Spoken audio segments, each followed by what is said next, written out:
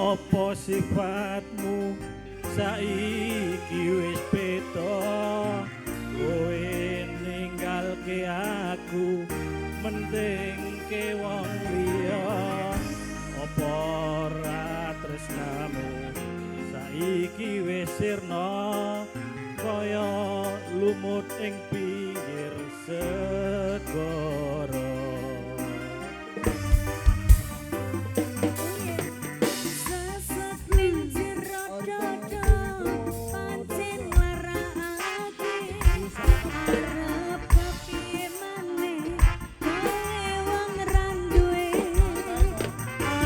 Selak batinmu marang kahananmu kamas pupus rasa tresnomu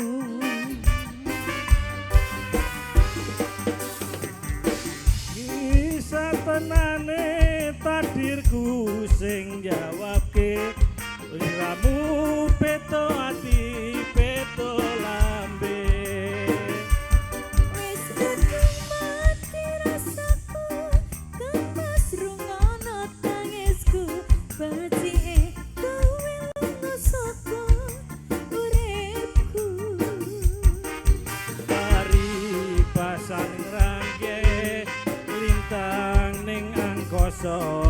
kowe tega gawe lara marang tresno iki wis jalanku pilihane wong tuaku sepurane yen gawe lara atimu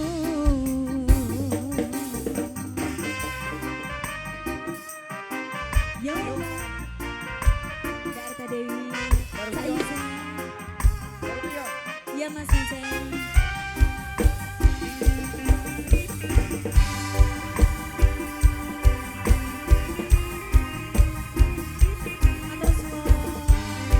Masih mau nambahin nggak? Mau nambahin?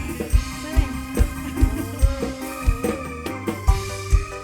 Ya.